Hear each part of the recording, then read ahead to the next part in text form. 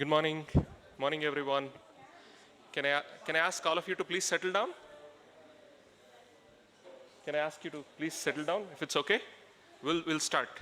We're already a bit behind, 5 minutes behind our schedule. Firstly, thanks a lot for taking the time and arriving so early in the morning in spite of all the rain. We are truly much obligated for that. So my name is Ram Dulipala. I'm going to be shortly stepping in as the interim director for the new CGIAR program called Digital Transformation Accelerator. Firstly, to start this conversation, let me invite my colleague, Dr. Jiao Ku, to give us a bit of a story about this particular slide that you see on the screen. Jiao, over to you. No, a little bit of technical issue. Oh, sorry. Sorry about that.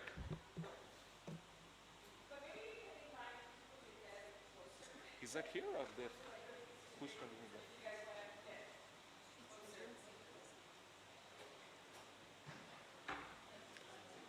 Should I ask?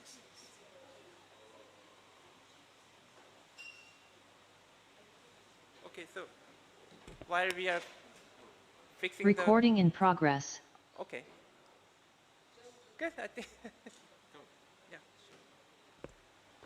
Is it okay? So good morning, everyone. My name is Jiao Ku, Senior Research Fellow at IPRI and also Systems Office Director for Digital Science and Digital and Data Science for Research, sorry. I wanted to show you a slide, our cover slide graphic, if we can bring that up. And wanted to ask you if anybody can guess what that illustrates.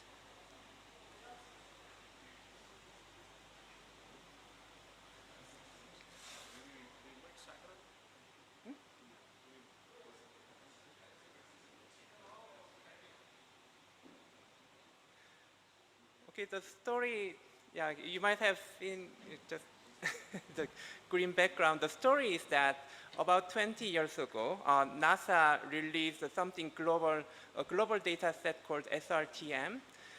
This was a global data set on the elevation. When there's a space shuttle fly around, they captured how high or how low our terrain looked like. So they collected lots of data and developed this data set and made it public.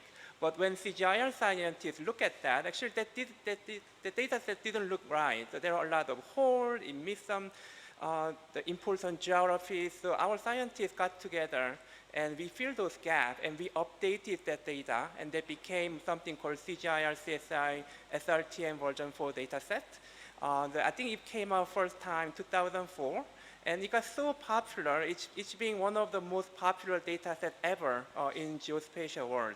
If you have an iPhone, actually you can go to your weather app and see what kind of data is being used. You will find CGIAR data set is one of the underlying data sets still being used.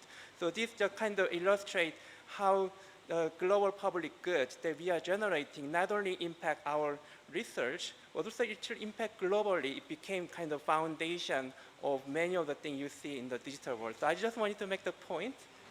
Yeah, unfortunately, I can show you the graphic right now. But yeah, that was the quick story I wanted to share. Oh, no audio? Yeah.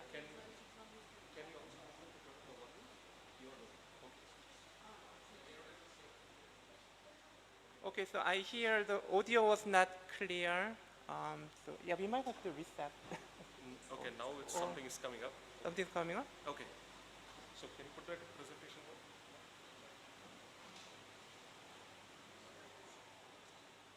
mode? Okay, are we good? Okay, good. So, yeah, that was my bit. Okay. Thank you, Jiao. Thank you for the interesting story. With that, may I now invite Dr. Sandra Milach, the Chief Scientist of CGIAR, to please deliver the opening remarks. Thank you, Sandra.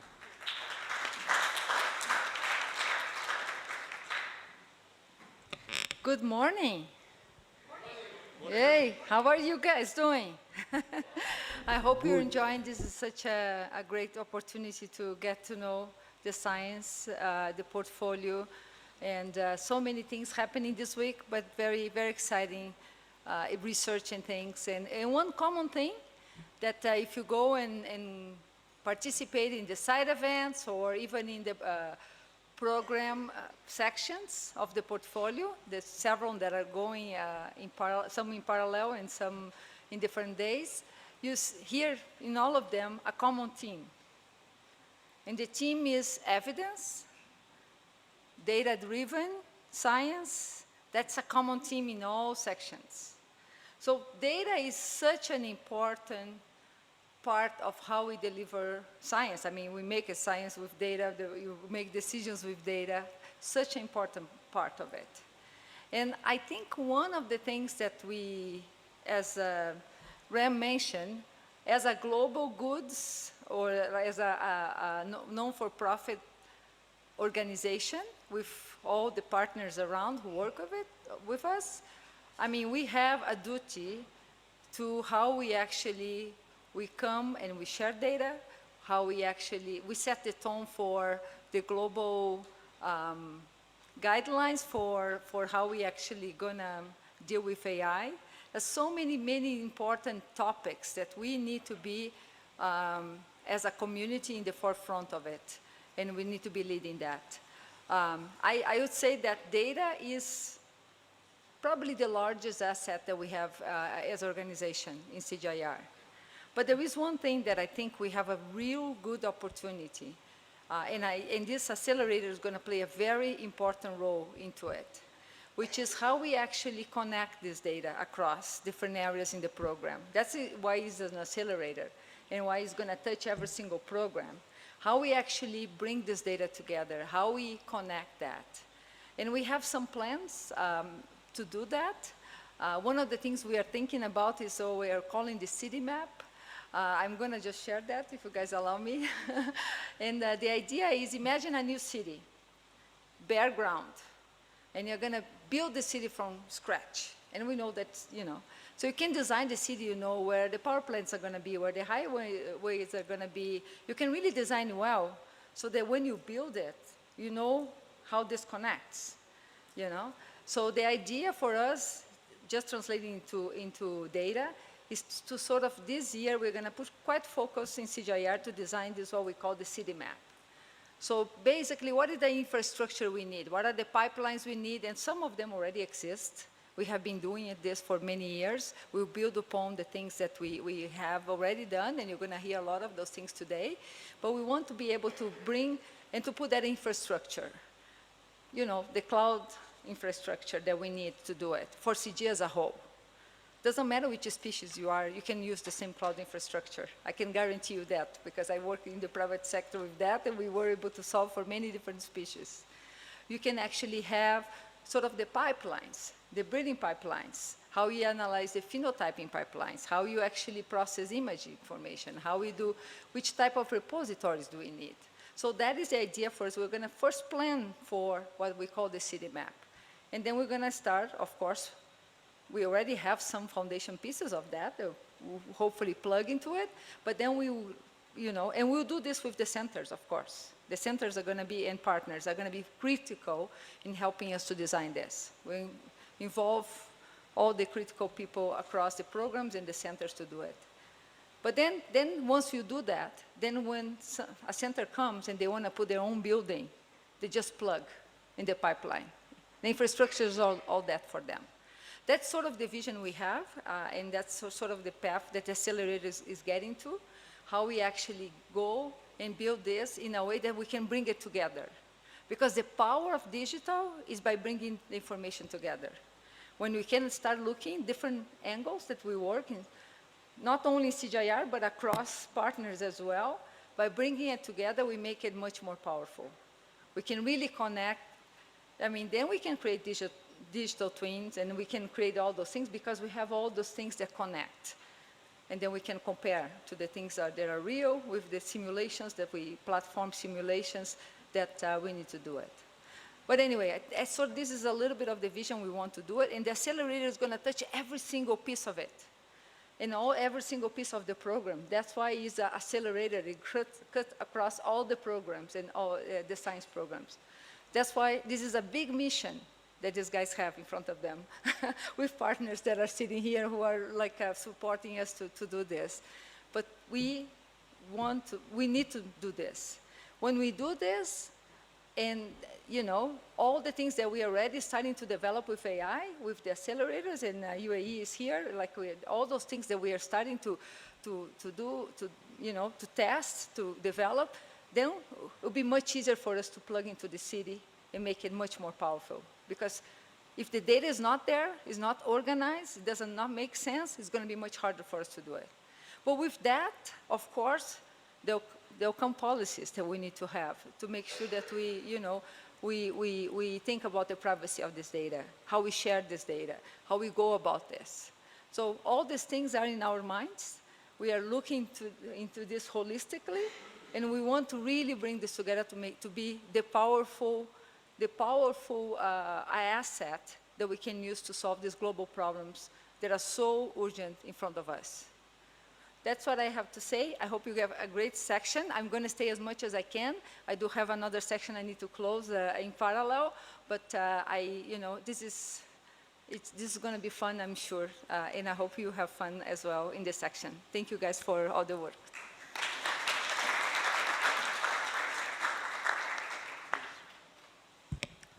Thank you, Sandra. Thank you for the inspiring opening remark.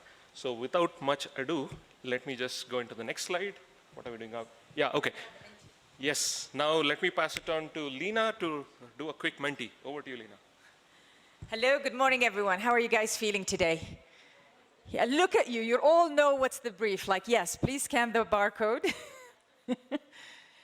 Well, we were sort of like thinking, do we want to engage with the Menti or do we want to have our voices tested? But let's do it combined, yeah? So I invite you actually to use the Menti also for asking questions later, but let's get a pulse in the room. Next one. Yeah, they need to start. So just a sec.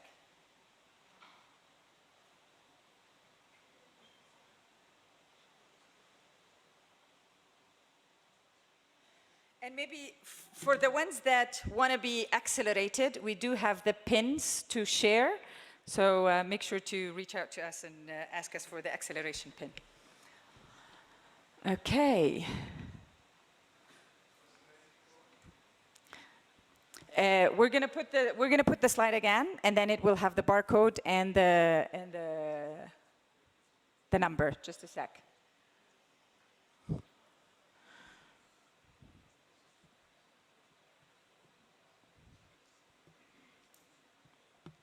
So thinking about Sandra's example about the city planner and the pipeline and how do we want to connect. Now the question is that, how do we want to be accelerating? What do we want to be accelerating with? Yes, can you do present on the top right? Yeah. So, no, that's it. That's the start. So now we have 11 people giving thumbs up. Make sure that now you have the barcode. Yeah? Let's see how many people checked in. 21. Okay. Okay, so let's go to the next one. We wanted to ask who is in the room today. Yeah?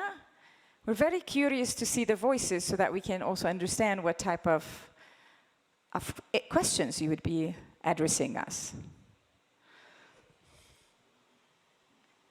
So good representation of us, the CG centers. We have international organizations. Oh yeah, I can do it here. From the government. We don't have anyone from the private sector. Not yet. Okay. That's really great. I'm curious about the two others. Who are you? Where are you? What sector are you representing? Okay. In the Menti, we don't put people on the spot. So let's go to the next slide. What are the biggest challenges we face accelerating digital innovation in food, land, and water systems? Write us, short.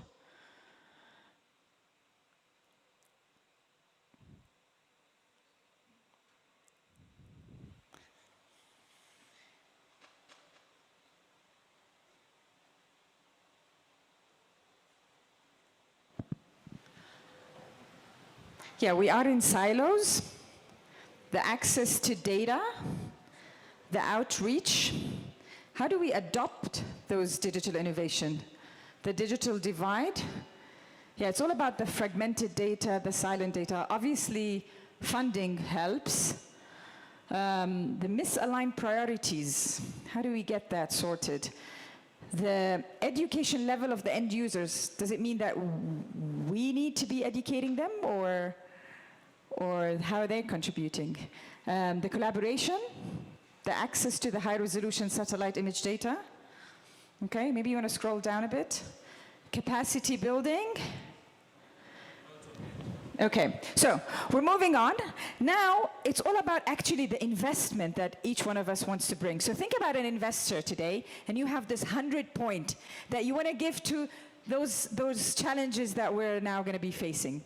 You are dividing your 100 million, 100K, 100 points, and you want to make sure that you're sort of like dividing them smartly, because that's where you want to be calculating also your return on investment. Where would you put, how much would you put to generating and making the data fair, meaning findable, accessible, interoperable, and reusable? And we're going to be digging in the data ecosystem. What are the challenges there? How much money do you want to put on capacitating CG and partners leveraging AI? How much investment do you want to do for strengthening the ecosystem with the partners' enablement? And yeah, how much do you want to really be putting on delivering sustainable digital products with an end user in mind? Yeah. So it's a bit biased, because if you're looking and still voting, it means that you're not making that decision yourself, right? But we have 26 people voting, and it does go that we want to be focusing on delivering solutions and products with the end users in mind, with the markets in mind, and with the business goals in mind. Yeah? But as equal, almost, is how do we make the data fair, and then the capacitating. Okay, I'm going to be moving to the next slide, and then we will actually start the official presentation. What did we miss? Because that was a bit of our thought about where should the investment go. We must be missing something, and that's your chance to tell us. But obviously, we're hoping that with the conversations that we're having today with our funders and with our partners, we will be learning how are we together going to be accelerating and building this robust city planning that the CG is going to be offering. So, yeah, we're missing the people, yeah? The talents, the blue sky innovations, the data governance, getting people to really collaborate on those solutions, the community engagement, the infrastructure, the frugal innovation, and working with more tech startups. That's the ecosystem. The models for the trainings and also the students. Okay, guys, thank you so much for this pulse, and I will hand it over now to Ram to show us what have we got for you in. Thank you, Lina. That was certainly very insightful and useful. So I have a quick, we as a team, we have a quick deck for you to introduce you to what is our vision and what is our thinking regarding the new Digital Transformation Accelerator. So can you pull up my deck? Can I leave this? Can I leave this with you? Thank you. Take it because I might ask people.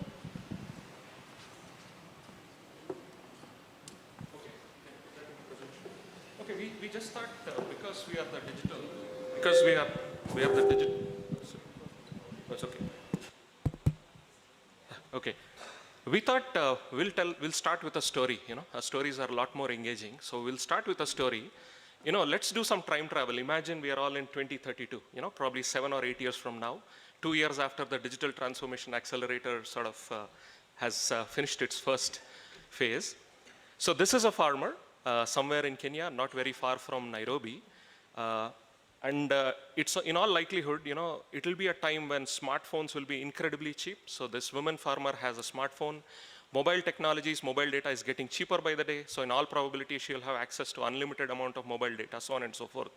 But what does that mean for her livelihoods and for her agricultural journey, so to say? Next one.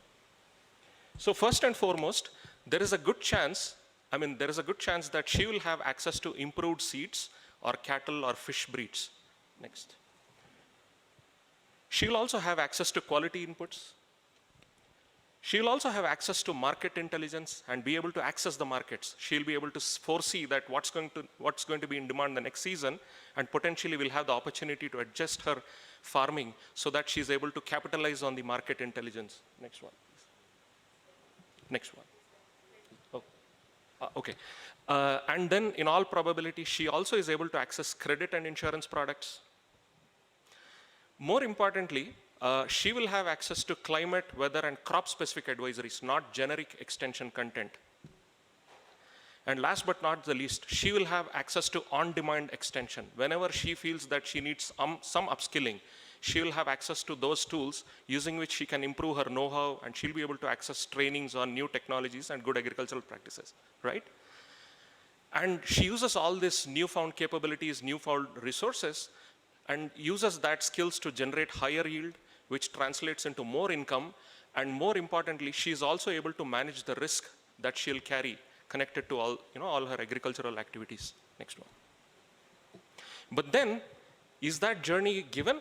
Don't you think there are going to be some challenges for us in realizing that vision? So let's look at some of the challenges which this lady might encounter in terms of realizing that vision.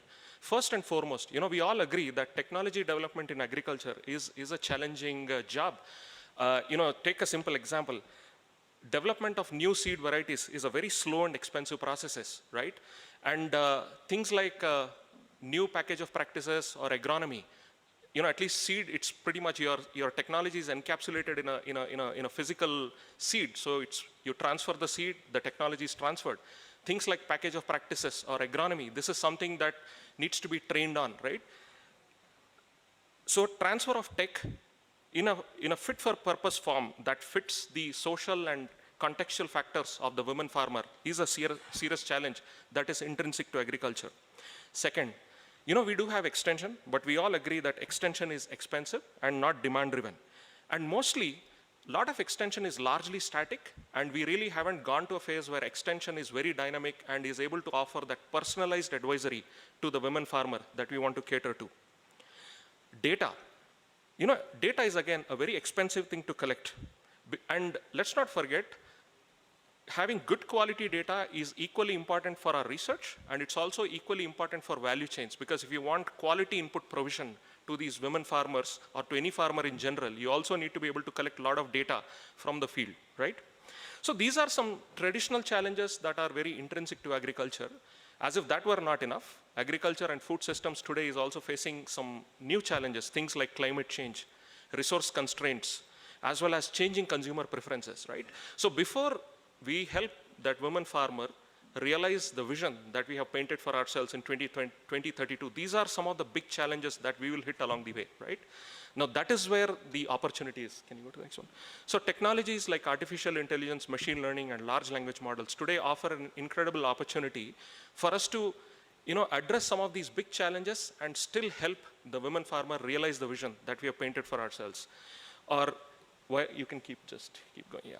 Or wireless networks, smartphones, and Internet of Things devices. So all these are new technologies that are increasingly helping us address some of these challenges and help realize this vision, right? So you have the vision, you have the challenges, you have the opportunity. Is it a given? Do you think it will happen automatically? I think the answer is no. And that's where the value proposition of the accelerator is. So let me quickly introduce you to some of the objectives that we are considering. So first and foremost, in our pursuit to realize the vision using the opportunities, we do think that we need newer partnership configurations. The innovation systems of agri-food systems has largely been limited to NARS partners, CGIAR centers, and some extension agencies and development partners, right? But when we are entering into the tech world, we need newer partnership configurations. Especially, you need partnerships with the likes of startups as well as technology players. We also need innovative business models because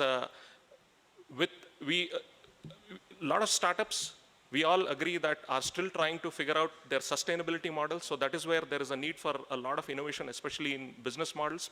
We need institutional capacities. We need CGIAR centers, the NARS partners, the development sector. All of us need newer capacities, newer skills at all levels, even at their leadership levels. We need the ability for the leadership to be able to tackle with challenges that the digital economy is going to pose.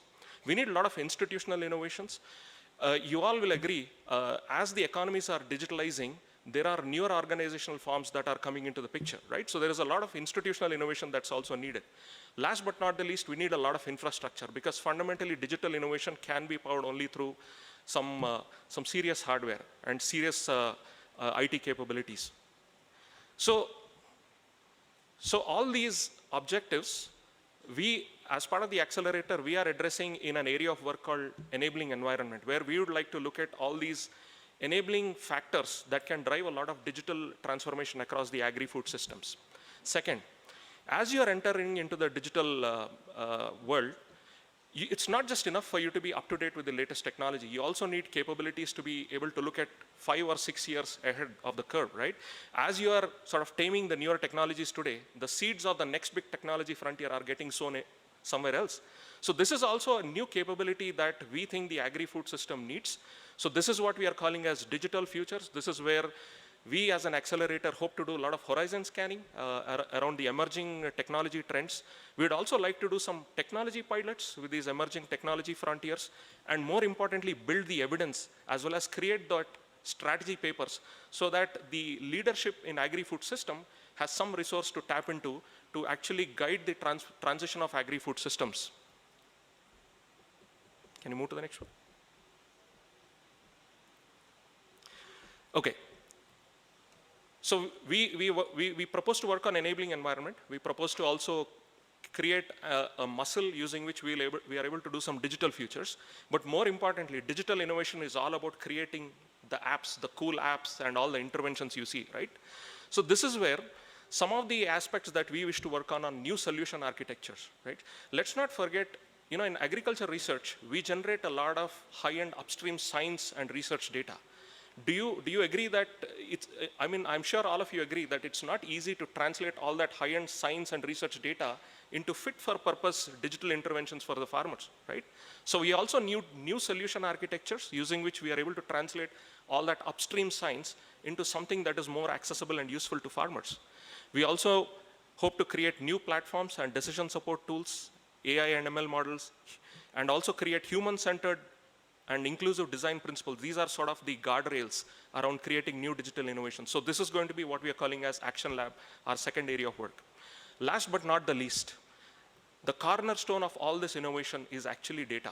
CGIAR is an organization that does multidisciplinary research across almost the complete world, right? So we are probably one single entity which has the luxury of collecting a lot of data, right?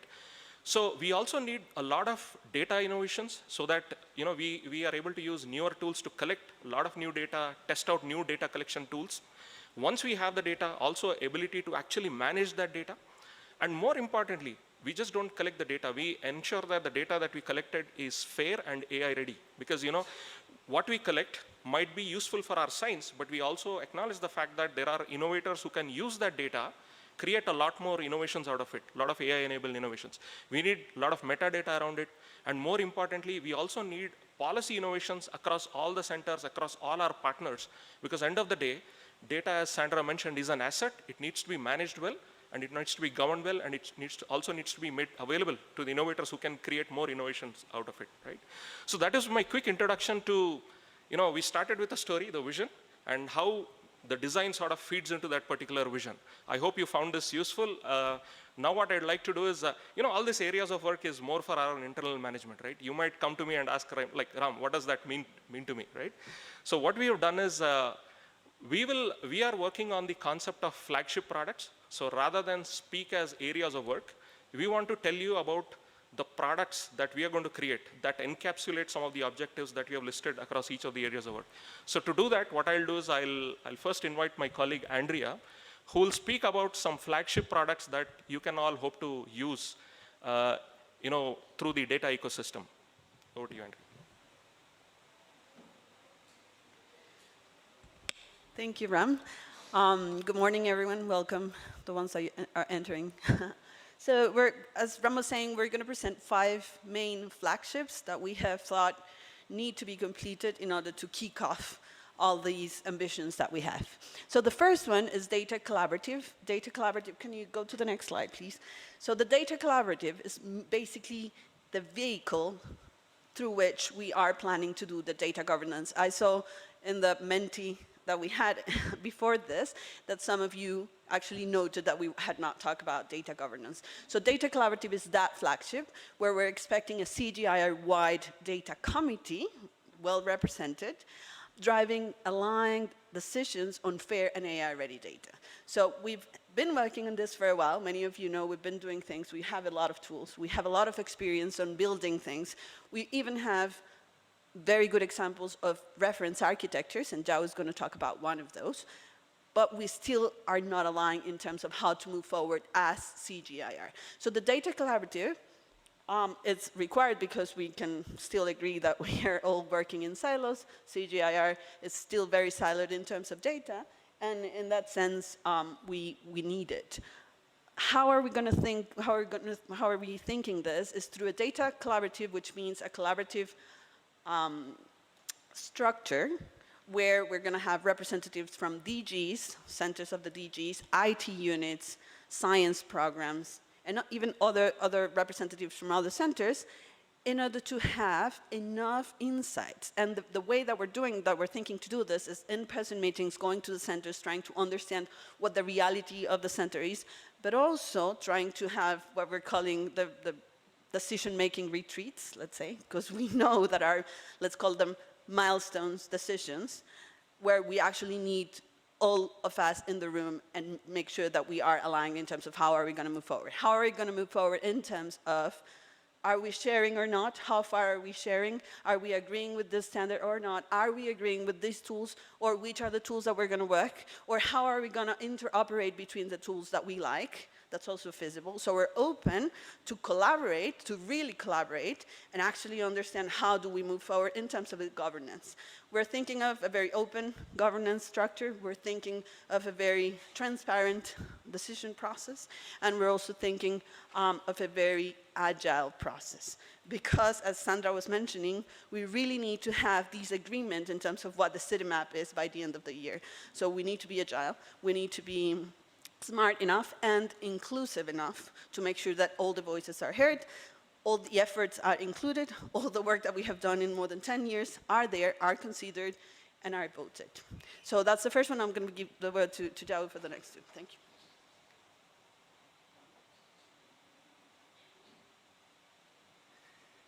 So the second flagship is called Eggpile. Underlying all this digital innovation and transformation is really reliable, trustworthy, shared infrastructure, and that's what we call Eggpile. So this is the vision of Eggpile you see in the middle. So we are going to develop federated data architecture. For those of you who are not familiar, federated system allows you to conduct data sharing and analysis across the system without actually moving data assets. So data assets stay where they are currently managed and hosted and governed, but we will allow such data sets are utilized in shared data analysis, and we will also support all the centers and programs to make such data asset AI ready and fair, so that the value of such data asset can be maximized. Not only we are doing all this infrastructure and developing city map and doing plumbing and make sure that all the data assets are fully utilized, we are also going to organize a series of hackathons to really prove the value of such shared data architecture and shared data analysis. And we will, this year, we will start these activities with select use case partners across CGIAR, and we will plan to expand the scope and open these architectures to all the CGIAR centers and partners in coming years. The next one. Another innovation activity we already started last year is something called Agri-LLM. Actually, a lot of slides you see today are also edited or proofread with the help of LLMs. I'm pretty sure many of you, or if not all of you, are already using LLM or generative AI tools in one way or another. When we saw the potential of such tools in agriculture, especially in advisory services, although the potential is really exciting, we also saw these general purpose LLM, large language models, are lacking agriculture specific context, especially in global south, smallholder farming system. A lot of data has been sourced from global north, might not really correctly representing the reality and challenges faced by smallholder farmers. So we are working together with the UAE's Falcon LLM team to develop agriculture-focused LLM.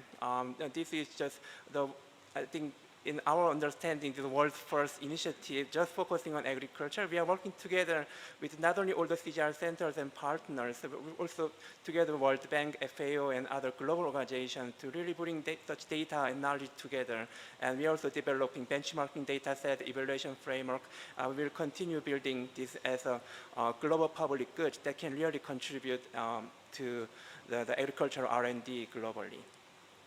Yeah. So on, yeah.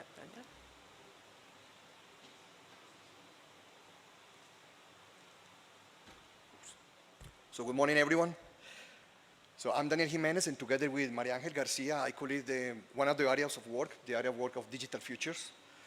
And I mean, as this is about the future, I need to give you a little bit of context. So one of our goals in the Digital Transformation Accelerator is how to help the CGIAR to stay ahead of the curve in terms of the digital trends. And in order to do that, and I like the way how Ram put it, is that we need to scan the horizon. We need to understand what is happening out there.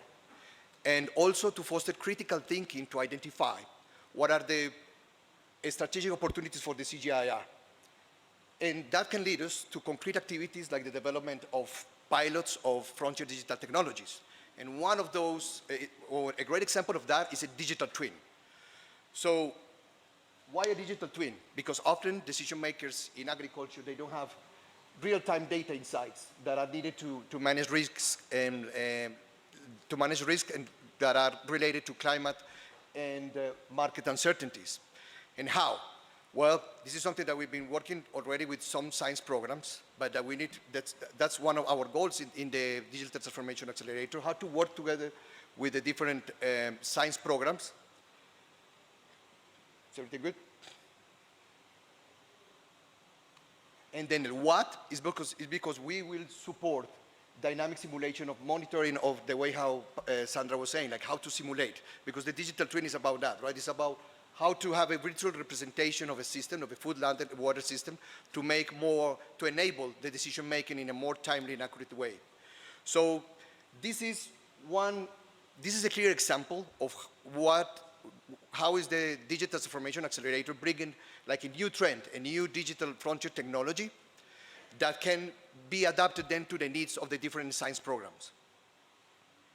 That's it. Sorry, and if you want to see an example of, if you want to know more about it, in the booth of IMI, there is an example of the digital twin that's been developed by IMI together with Microsoft Research about water management.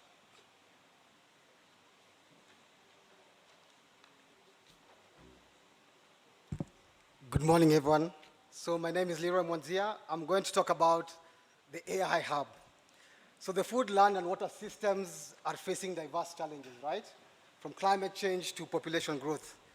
And we need bold, breakthrough innovations, like AI is giving now, but we also need to have continuous adaptive improvements on the systems that we already have. And the CGIAR cannot do this alone. Neither can any one effort be able to do this. So what we need are collaborative networks made up of people, technology, and local insights at scale. So how will we do this? So we are doing this together with our folks of the Technology Innovation Institute that is part of the UAE ATRC. And this is thanks to funding from the UAE and the Gates Foundation to create this AI hub. And this is not a siloed hub. This is part of a decentralized innovation network. So this is a network of hubs. And this will connect global AI expertise to regional needs of partners and to the evolving research needs that the CGIAR already has. Apparently my voice is not loud enough. Okay. So through this structure, we will build and share capacity, we will co-design solutions, we will ensure that the innovations are responsive, and relevant to diverse contexts where the CGIAR works. So what will the hub actually do, you're asking? So the hub is CGIAR's AI global platform. It provides to the CGIAR and partners infrastructure, expert solutions, and collaborative spaces that we need to do the work we do. And it will help us develop and scale solutions that are grounded on ethics, equity, and real impact. And critically, as I said, they won't stand alone. They will connect with the other hubs to be able to share capabilities and co-develop AI innovations that are locally grounded and that are globally informed. So for you as a researcher, it means faster discovery with better data. For a partner, it means shared access to advanced AI capabilities. For communities, it means solutions shaped by your local context. So this is not just a hub that we are creating. We are cultivating a learning network that evolves over time, connecting nodes of expertise across regions, institutions, disciplines that may not previously collaborate. This is all about future-proofing CGIAR's digital work. So I invite you to explore how you can work, contribute, connect, and benefit from the AI Hub. And I wanted to mention also that this is just the first batch of flagship products. Soon we'll be developing the second batch of flagship products with the science programs. Thank you. Can we go to the panel right away?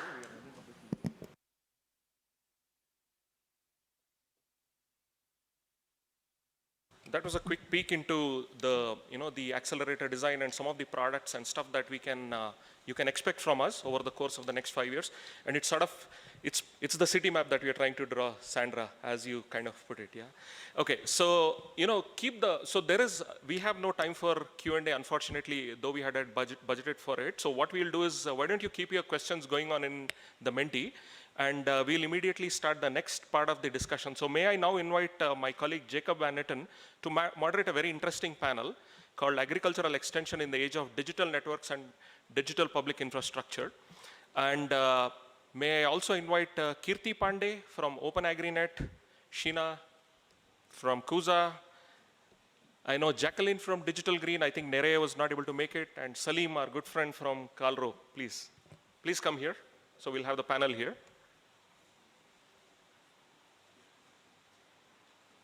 Yeah, and there won't be any slides, so the chances of any technical glitches are now substantially reduced.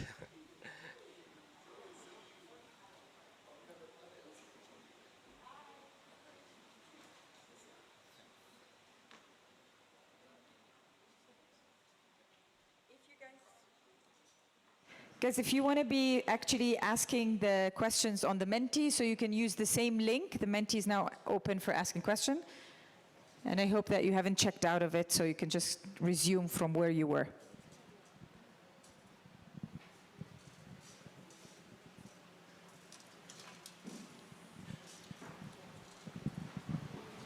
Good morning, everyone. Dear panelists, thank you for coming. So we have a very nice panel here of 4 panelists who are representing organizations who work on the front line of digital work, digital innovation, and working with farmers on the actual interface of a system where we have science coming in and new knowledge and innovations that are actually being delivered to farmers through advisory services and other interactions with the actual most important stakeholders, I think, for the CGIAR, which is our farmers and consumers of information, I would say, right? So I would like to ask maybe we start from the left with Kitty. Please to present yourself, a little bit about your organization, and maybe answer a first question, which is, what do you think that the CGIAR in general could be providing to you as an organization in terms of science and information that could be useful for your work? So thank you. Kitty, please. Thank you, Jacob. Good morning, everyone. Thank you for having me here. So I represent Open AgriNet. I'll speak briefly about Open AgriNet before coming to CGIAR. So from the morning, we've been speaking about the state of digital agriculture today. If we look at where we stand, we have, in today's date and time, we can send weather updates to farmers through SMS on their phone. They can receive AI-based market advisory, AI-based crop pest advisory. But if we go deep down and look at the state of small farmers, have they received access to all this information? Have we been able to scale the solutions that exist? That's probably not the case. And if we dig further deep down, we are probably in an age where AI has advanced to give us local language, voice-based access to services, and highly personalized, contextualized information. But we are building in ecosystems which are not designed to scale. And that's where efforts, things like digital public infrastructure come into place. So Open AgriNet, what it essentially is, it's a digital public infrastructure effort which leverages AI to provide farmers access to services ranging from advisory, markets, inputs, farmers, extension, and so on and so forth. So and how do we do that? It's about using open protocols like Beacon, a model context protocol, and connecting, like in the morning we were talking about data hubs and agri-LLMs, and speaking to data where they stand, while maintaining the federated data architecture, ensuring data is where it is governed well, where it is secure. So how do we make this data accessible through a DPI to farmers in a localized, contextualized, and in their own, through voice-based advisory. So what we are doing is we have built a sandbox. We are also adopting a use case approach where we invite people, and CGIARs, through its extensive research and data, is very impactful there. So we are also deploying a solution in Maharashtra where we are working on the project on climate resilient agriculture and developing voice-based solutions and connecting different data sets which exist with the state government of Maharashtra in India and making them accessible to the farmers. So if some of you might be aware of Unified Payment Interface in India, which is, we think of it as a UPI movement, and CGIAR can be a very critical partner here because, well, we have access to information through Google, but what we want is authentic and accountable information. CGIAR, with its deep research, would be very critical to providing those information and collaborating on things like data hubs, AI hubs, and making solutions which are built for local farmers. I So think Kitty, like actually the majority in the room, as you saw on the Menti, are CG researchers, Yeah. right? So in very concrete terms, so you have a public infrastructure, or you're building it, that will give access to a lot of farmers. So for a scientist, it could be very interesting to have impact. Yeah. In very concrete terms, if you would ask the scientist in the room, what are the concrete opportunities to engage with you? If you would have to pique the interest of a scientist in the room, what would you tell them? I think the concrete opportunities would be making the research accessible as digital public goods, collaborating on data sets, and maybe I was speaking to some scientists yesterday and realized that the research papers are not very recent. Through a network like Open AgriNet, we could have two-way interaction, feedbacks from farmers, and how can we make more relevant research in CGIAR ecosystem, which kind of research that farmers need, and especially on the governance bit. So yeah, high trust and high Okay, that's impact great. systems. That's three things, like make your data fair. If you want to have impact, make your data fair, right? And not just publish a paper and dump your data somewhere. Make your data really readable and ready for interpretation by others, well documented, right? And then also we can benefit from you're saying in terms of getting feedback, right? It would be a two-way street to the infrastructure where we can get feedback on the research. So I think there's really two really good reasons to collaborate with you, and also on the governance, right? Yeah. There could be a backlash if we use a lot of AI and we do things in the wrong way. And so there also, what you're providing is a governance framework, and that's also really useful for us to work in an ethical way and inclusive way. So thank you very much, Kipti. Let's move on and start with Nerea, who represents Digital Green, a well-known organization, of course, but please explain a little bit to those who don't know Digital Green. Like, it would be very strange, but and then also the question, what do you think CGIAR could do together with Digital Green? Already doing a lot, but what more could we do? And where do you see the benefits of such partnerships? So it's Jackie. I'm representing on behalf of Nerea. So I'll be speaking on behalf of Digital Green and what we do. So Digital Green, we create tools, digital tools that are AI enabled in order to provide advisory to our farmers.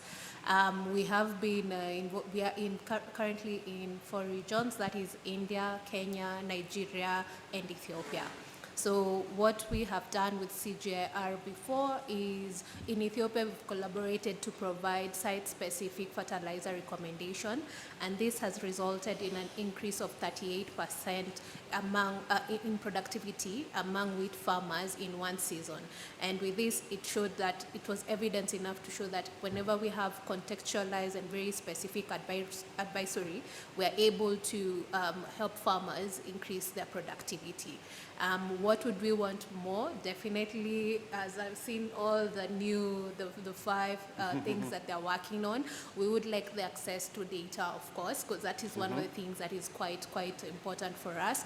Access to the researches, especially the updated researches. I've had that. They're not updated, but we're hoping that they are updated. And more specifically, just having the collaborations and working with us in order to have farmers producing more and increasing their productivity. Yeah. Thank you very much. So the information is the main thing. On the actual interaction with farmers, you're interacting a lot with farmers as well. Can you say something about the work that has also been presented as what we're going to do, user research and user interaction with digital interfaces? I know Digital Green has been very active on that front. Maybe you can say something about it as well and reflect a bit how that is important in your work. So user engagement and user research is very, very important. Reason being, as we say, the research can at times be outdated. And when we go there and interact with users, we get to understand that maybe whatever you're giving us as a response, it's not very up to date. That is one thing. Yep. The other thing is knowing specifically what do they need. For instance, we went there thinking that farmers would only require advisory, but it's coming out that farmers need much more than advisory. They need access to inputs, they need access to markets, and they need all this support in terms of even being guided on how to do their planning on their farms. So those are the things that we are currently now learning that they are quite important, and trying to find ways in which we can enable this through the app that we are providing for them, which is Farmer Chat. Can we bring in all these other stakeholders who support farmers so that we make sure that we are covering the farmers from end to end? Yes. That's great. So you allow CGIAR research to see ourselves in a bigger picture, right, of providing multiple services where the science-based information is one of the products. And you're also saying we need to be quicker, right? We need to be faster. We shouldn't wait to publish our data and after 2 years already outdated. So we should not think about data sets, but about data streams, right? And being much faster and not wait until the paper is published, but thinking about a constant stream of information going to farmers. And also coming back, right, in terms of all the things that you know about needs and the reality of the local community. So thank you very much, Jackie. And then we move to, sorry, I'm very bad with name. Sheena. Sheena. Thanks, Ram. No worries. Hi everyone, my name is Sheena Raikundalia, but you can just call me Sheena. Nobody can say my last name. Thanks. And I'm the Chief Growth Officer at Kuza. And what Kuza is we're an ag tech company, basically. We've built a platform. We are in 7 countries with 1.2 million farmers. But most importantly, we believe in people plus platform. So tech is great, we're techies, digi, everything, but we believe at the heart of everything is people.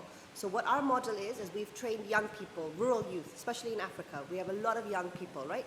Farmers may be 60 plus, but the average age of Kenyans, 19. We're a young population. So we've trained rural youth in like a mini MBA, and then we get them to connect to farmers and provide them with the information through our technology, which is basically doesn't need internet, doesn't need power. It's a big screen, and we've digitized 42 value chains of crops and livestock in 10 languages, so Swahili, English, Rwanda, etc. And what we sort of believe in is how can we make the farmer and the agripreneur, the youth, sort of, increase their incomes, increase their productivity on one side. So our model is learn, connect, and grow. Exactly everything you guys have been saying about, how value chains and how, extension, digital extension, it's all scientific, right? Like how to grow, when to grow, how to do it. So we try and provide that information to the farmers, but then through our digital marketplace, we connect them with input providers, we connect them with, transport, logistics, ag techs, who might have a solution like irrigation, etc. So we're building this one network, and what that means is crowding in everybody, whether you're a researcher, whether you're an input provider, whether you're an off-taker, together on this platform. But for us, one of the main things we've realized is we've all been looking at agriculture in this way where farmers grow and we help them grow better and they increase their productivity. Now, I come from the private sector, I come from a very business background, law as well, don't hate me for that. But the point is, why would I increase my productivity to 40%, 50%, if actually I'm losing 70% on post-harvest loss and getting rubbish prices? Nobody rational will do that. So unless you can make sure that the increased productivity results in increased income, it's not going to work. So we can't have siloed conversations without the market. And let me tell you, the private sector and the market has its own challenges. Do you know in Kenya, the majority, and I speak about Africa, but I'm going to give you Kenya data. Do you know that in Kenya, the majority of processors are operating at less than 50% capacity? Imagine if your institutions of science and research, imagine if you're only operating at 50%. Doesn't make sense. So on one hand, we have an issue with the private sector, the processors are not getting the inputs, the consistency that they need. On the other hand, farmers are losing up to 70% of their products. Input providers, like fertilizer market, millions of dollars.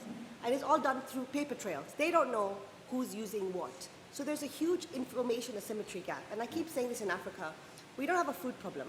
We have a data problem and we have a distribution problem. And now, coming back to where I think the partnership with institutions like yourselves can help.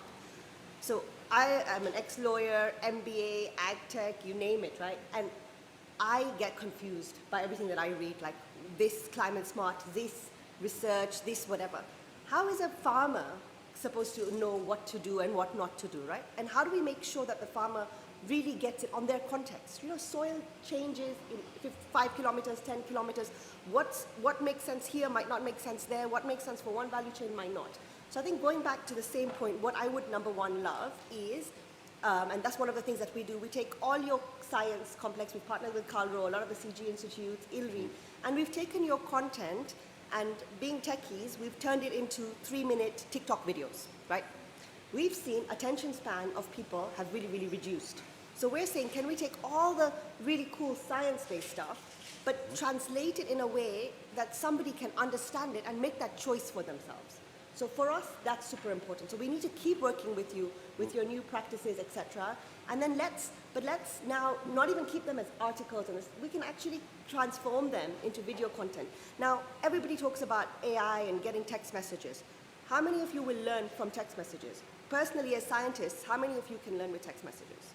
So why do we expect that for farmers? If we want best-in-class, high-definition videos, why can't our farmers get the same thing, right? It's really, really hard to learn on text messages, to be honest. But we have a model. We have young people, agripreneurs in Kenya, for example, in every county. And we have a system where any information you put in can be distributed. So we've basically created a people plus platform distribution network. And all we want is anybody, whether you've got advisory content, whether you've got academics, whether you're an input provider, whether you're an off-taker, plug in. Let's not all try and reach the same farmer. They're going to get confused and nothing's going to work. So one is, my ask is, can we simplify?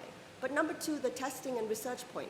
We talk about the voices, right? But if you've got an innovation or a scientific paper or something, the feedback loop is not us. It's not us. I'm not an ag expert. I'm a terrible farmer. I have 0 green fingers. But what we can do is we can get your innovation or your academic paper in front of a farmer through an agripreneur and contextualize it. So you can get real-time feedback. So you guys can actually do the research that the farmers and the market needs. So that's my second. And thirdly, like, I'm a big believer, like climate change, and we all have a responsibility. But number one, Africa especially, we didn't cause it. We're energy poor. We use less energy than anybody in the world.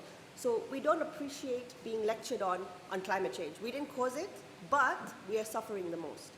However, we appreciate that there could be different ways of doing it. So instead of coming to us in a climate smart narrative, which is this is good, because in Africa and Asia, we used to be climate smart.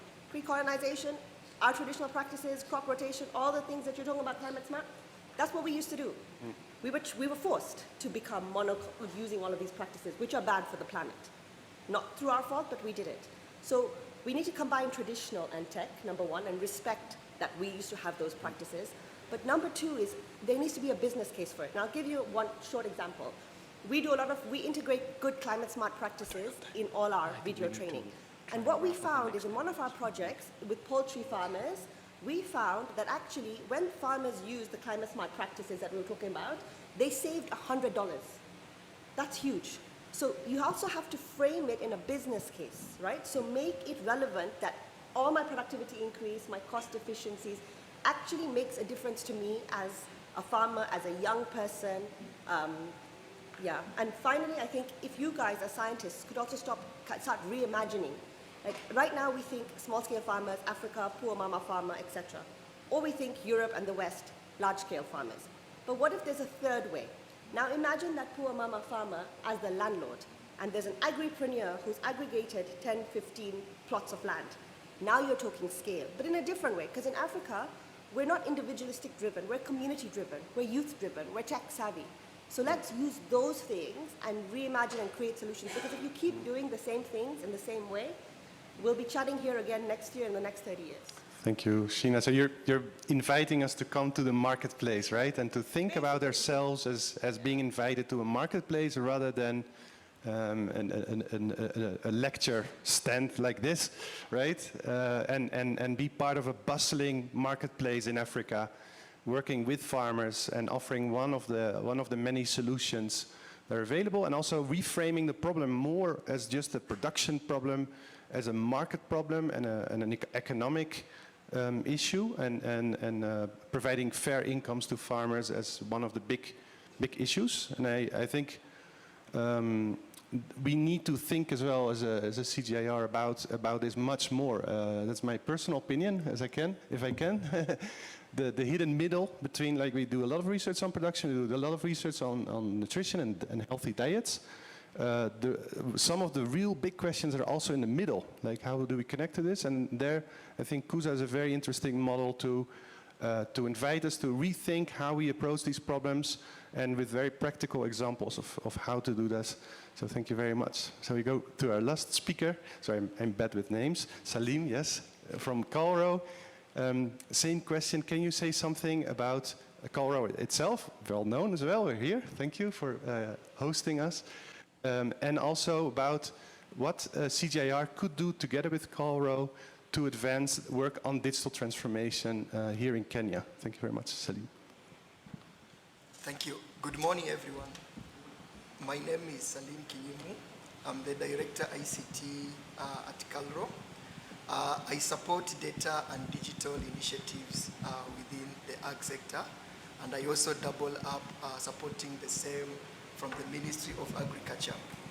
From the government perspective, we have a very clear goal, and the goal is to ensure that our farmers, because we know our farmers, number one, are small-scale farmers.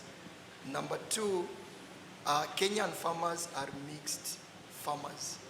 And then number three, one of the biggest characteristics of Kenyan farmers, they are struggling to make profit.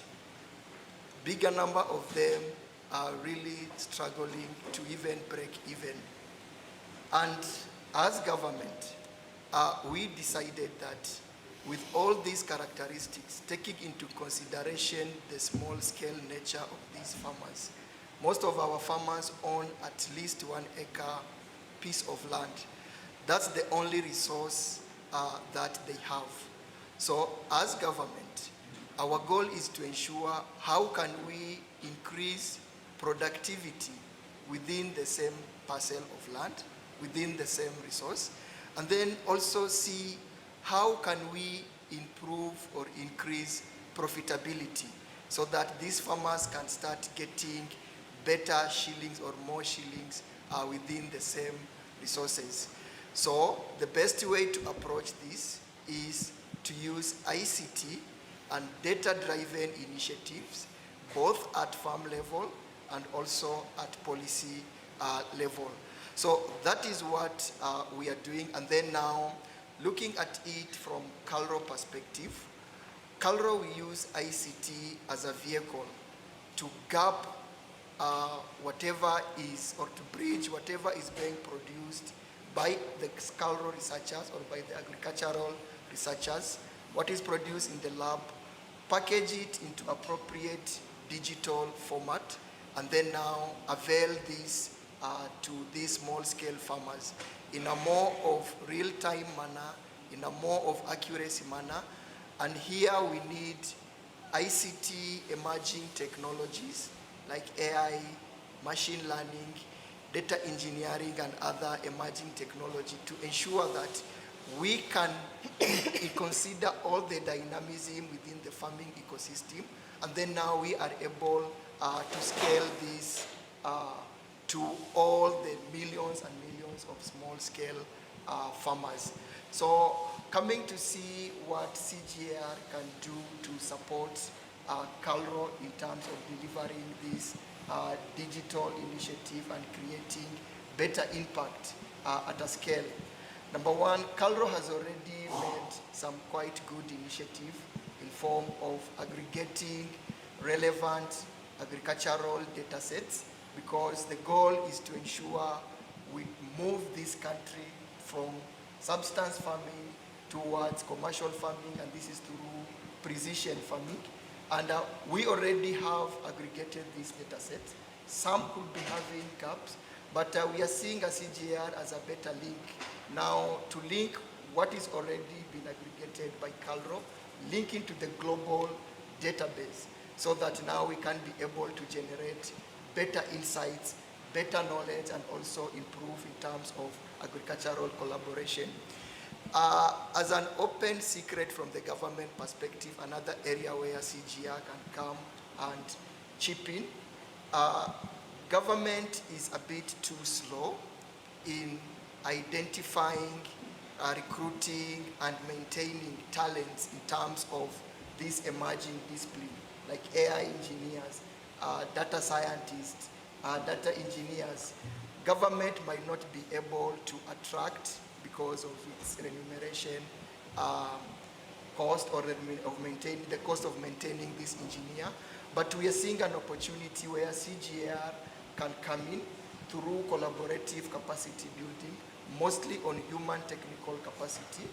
CalRO can leverage on this already existing capacity, so that we can be able now, as government, because now this is beyond CalRO, as government we can be able to adopt, leverage on this emerging ICT technology for us to be able now to serve all these millions of small-scale farmers. And then the other thing is now in terms of now co-designing farmer-centric digital tools. Already CalRO has done some of these tools, but we feel through collaborative with the CGIAR group, we should be able to accelerate data innovations, data use cases that are more precise, more accurate, both at farm level and also at policy level. Thank you. Thank you, Salim. So that's great. So you are strongly committed to the kinds of things that the other panelists have been saying, right? We need open data, we need good data, we need quicker data as well. And then what a CGI can do is to bring in the international perspective into Calro and complement the strong national perspective of Calro itself. And then help on capacity development, which is a challenge and also recognized in the program of the accelerator, to build that capacity to add to the agricultural science capacity in Calro more digital. And it's great that you have an ICT director for Calro who's right sitting here, actually. So there is a recognized area in Calro where there's an entry point for CGIAR as well, Salim himself. And then also the other element that you're saying, like bringing more capacity, not only on the technical elements, but also on the human side and how we interface with farmers and the design kind of aspects, and also in the accelerator. We're happy to work on that, and we have also foreseen that in the program. We also think that is a very important area to learn together as well, right? And how to do that in agriculture. A lot of this has been done in technology in general, design thinking, etc. In agriculture, also special challenges where we should be learning, and also as agricultural scientists, learning more about design thinking and these kinds of approaches. So I think there's very interesting opportunities here. I think we have to close, right? So thank you very much for your contributions. And I don't know if there's questions for you. Thank you. Thank you, Jacob, and thank you, panelists. In the interest of time, what we'll do is we'll do the next panel discussion. But if you have any questions, kindly keep them going through the Menti. And we'll try and find a time slot where potentially we can request the panelists to answer some of the questions as well, if time permits. So can I request the next panel, Meda, who will be moderating? Can I also request Christian Mertz, Chris, if you can come here, and also Parmesh. So, just if you reflect back on the sequence, so we introduced to you the accelerator, then we had a panel discussion of the partners. These are the guys who are sort of the demand partners. They are telling us what they expect from us. And now we have people with the money, as well as some of the implementers, who will help us, achieve the demands of the partners. Over to you, Meda. Thank you very much. Our panel members are very happy to see each other, which is always nice. So the earlier panel was much sort of, if you will, a little bit more downstream, right? Much closer to the farmers. We have here a very interesting group of people, leaders in their field, who are a little bit more upstream and will provide, I think, very, very interesting perspectives. I'm setting the bar quite high. So I think what I'll do is run this the same way that Jakob did. Rather than introducing you guys, I will let you introduce yourselves. But just really quickly, we have Chris Hamill, who's with the Office of International Affairs at the Presidential Court of the UAE. That was a mouthful. We have Parmesh Shah, who's been with the World Bank a long time. He'll introduce himself as to what he's doing. And we have Christian Mertz with GIZ. So without further ado, let me start with you, Parmesh. So I have a question for you. You've been working in the digital space a very long time. You have a lot of experience with digital solutions and with what's worked, what hasn't. So can you tell us a little bit about what are your top, or what would be perhaps your top 1 to 3 priorities in terms of this accelerator, Digital Transformation Accelerator? What would you advise us in terms of the top priorities, where we might see some challenges based on your long experience? It could be in the area of partnerships, capacity, data, domains, it could be anything, could be any of those, or something completely different. Can you start by introducing yourself briefly and then talking a little bit to that? Thanks, Meda. It's a pleasure to be here again. I was at the other panel yesterday and listened to the scaling up panel. I think they advertised themselves quite well. They were giving free gifts. You didn't give anything to people. So you should do better promotion of the digital acceleration. Just giving you. I'm Parmesh Shah. I am the global lead for data, digital agriculture innovation at the World Bank with Agriculture Food Global Practice. In this role, my role is to generate frontier and new knowledge and learning with a host of institutions in public and private sector across the world, and then provide support for designing and investments in data and digital as part of agriculture investments. So we have now 68 investments, almost $1.4 billion invested in data and digital agriculture, which was unheard of before the COVID broke.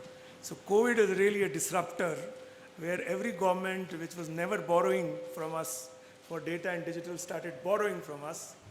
And lo and behold, we realized that we don't know much about this. So we pivoted to become a learning organization, and we did 110 What's Cooking webinar series, which I would encourage you to join. It's a 12,000 odd knowledge learning community. So we learned very rapidly, and now we are providing advisory to our 68 teams.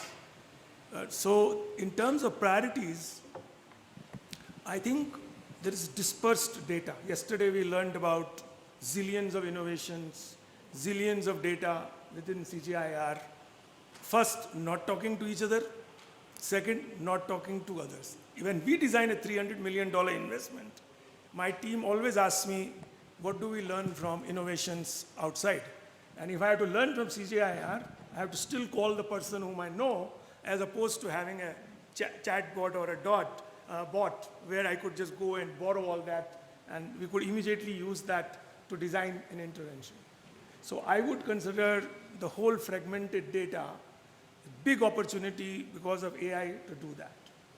And what we are doing for ourselves is we are designing a bot for our own staff and clients. And we are so grateful to CGIAR that they are the most open institution in terms of sharing data with us. So back end, we have 91,000 data sets, which include CGI data sets. Maybe you are not using them, but we will start using them. So I think we will encourage CGIAR to become a one-stop data platform, and the accelerator should accelerate the utilization of the existing data which CGIAR has. Not only data. Then the second priority would be to take the innovations. We have 5,900 bright tech startups all over the world, innovating almost on a daily basis. Every week I get 10 innovators coming with new ideas. We have templatized it and converted into that. All our videos of our webinars are converted into 3-minute scrappings we do from AI. And as someone was saying, I think Kuza said that you can convert it into offerings there. So I would say that both data and innovation, which is very diffused and scattered, being first converted into an accessible platform. So 70% time is spent by people in CGIAR and World Bank on accessing data. Only 20% is spent on analyzing, and 10% end up using it. Can we reverse that? So the whole thing has to be reversed, where data access becomes natural, very innovative tools for that, and we spend more time on analytics and using them. So I would consider that is the biggest priority for us as an institution, but I don't think we should do it alone. This should not be taken as a CGIAR project. It should be taken as a global project. We have invested 33 billion in CGIAR as a World Bank. We are invested in CGIAR also, the people don't know that. So, but when we want to use that 33 billion for our own investment, we are not able to use it. So can we reverse it to make sure that we optimize, and the investment climate is going to go a little bit more problematic. So we should use existing resources so efficiently that we, per unit of investment we have done, we should first capitalize it rather than start investing in new ways of collecting data and doing that. So consolidate. The final advice is do it thematically. So we have taken themes like soil fertility, low methane rise, traceability, and crop forecasting, 4 areas, and we are trying to get an AI platform around these 4 themes. If you take everything under the sun, it won't work. So I would advise that pick themes, data and innovation. If you just do this, I think you will see the next revolution in CGIAR also, but all over the world. Thank you. Excellent. Thank you very, very much. So, you know, here we're seeing the same themes coming back. We started out talking about the need, you know, data as a foundation. We looked at, you know, the problem in the data space, fragmentation, silos, and Parmesh is challenging us now as the accelerator to address this problem. The same problem also with innovations and the innovation space, very disparate, maybe some duplication, and that ties into what you next said about the returns on investment. You know, we as researchers at CGIAR tend to collect data, we publish our papers, and then where does the data go? A lot of it now is in fact public and can be searched, but a lot of it isn't. And so that's a great challenge, and enabling your data to go much further than the initial intended purpose, and enable a little bit of Parmesh's World Bank and other investor money to see that big return on investment. So thank you very much, Parmesh. Appreciate that. Chris, I'm going to call on you next. You've been working with us as the Digital Transformation Accelerator for some time. Where do you see the priorities from your perspective, from the UAE perspective, aligning best with those of the accelerator? And if you have any advice in terms of how we could do that better? Meta, thank you. Can you hear me? Yes. Yeah. Good morning, everyone. It's a pleasure to be with you.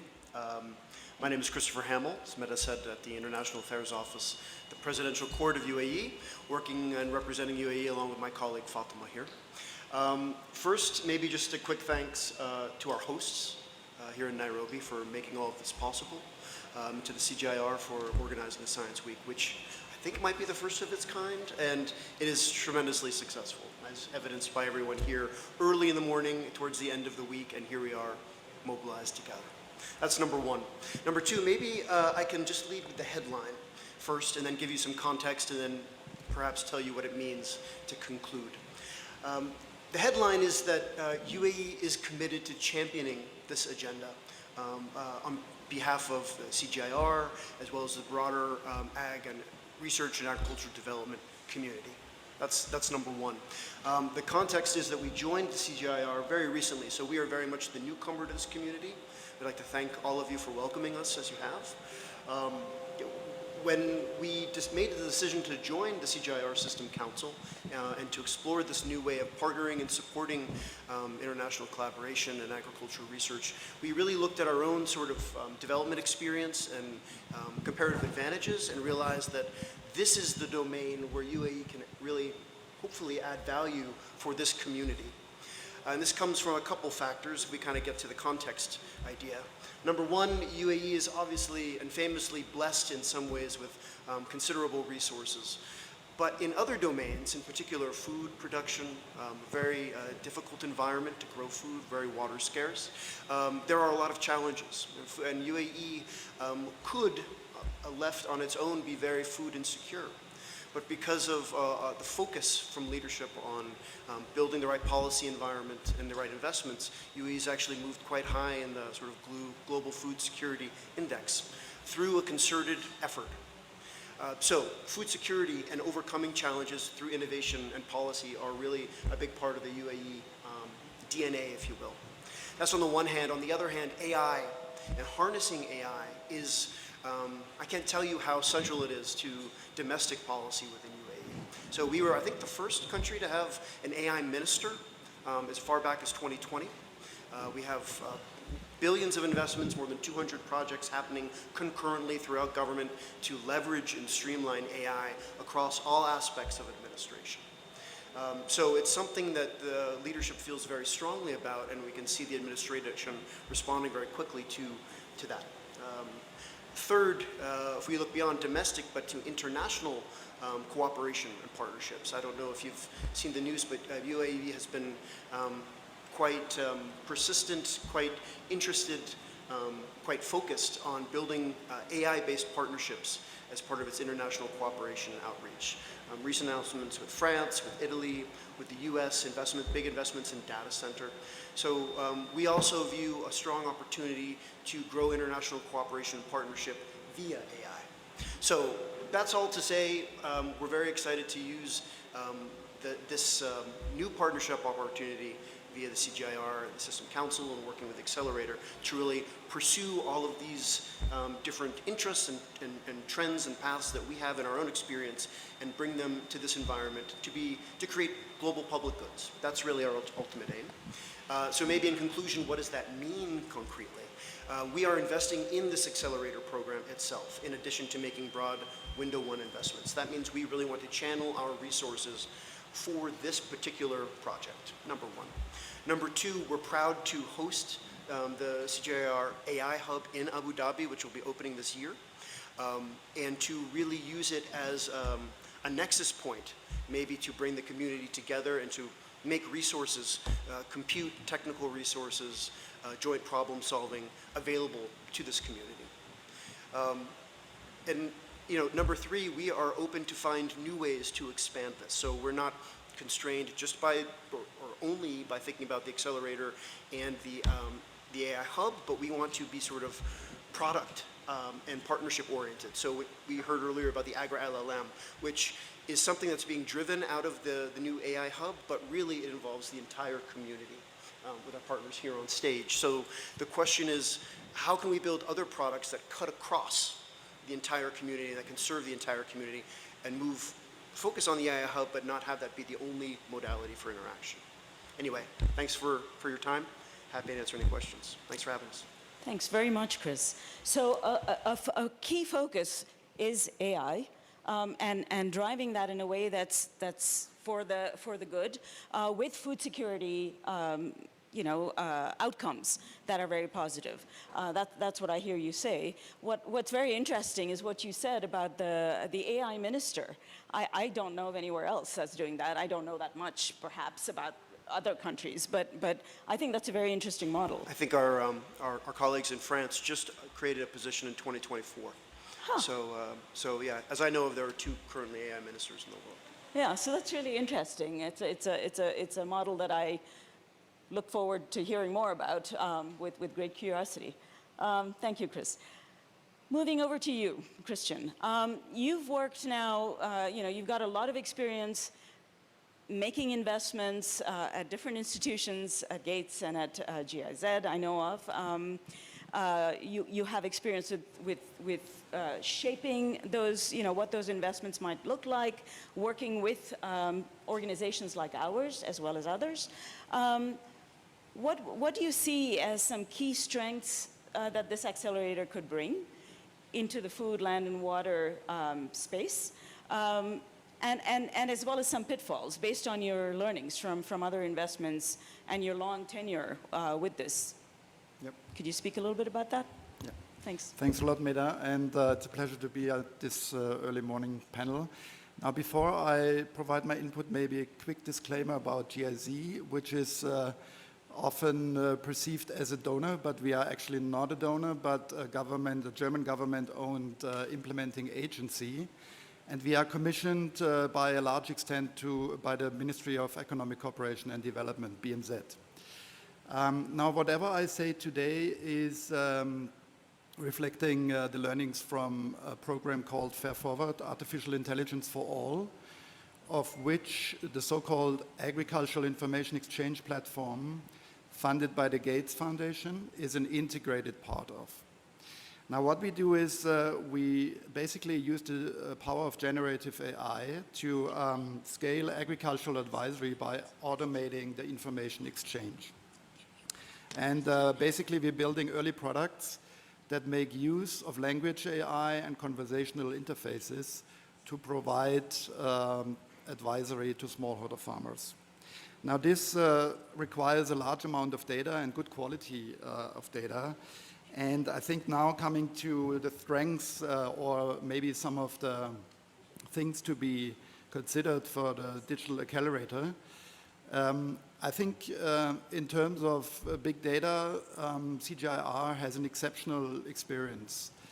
I was part of the CGI Big Data platform to some extent, and that's a setup where you already experimented with an open data platform, trying to provide data findable, accessible, reusable, and interoperable.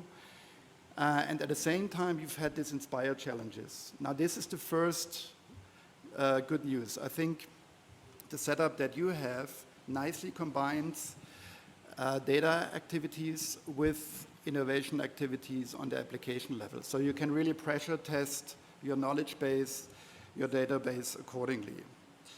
The second good news is that AI technologies can deal very well with unstructured data. So it's not always necessary to have a structured database behind. You can also extract research data, knowledge from research papers, from text files. And here's a few things to consider. First of all, I think it needs to be machine readable to make it really useful, the data. And that then prefers rather TXT files than only PDFs, right, where you may have issues to machine read it.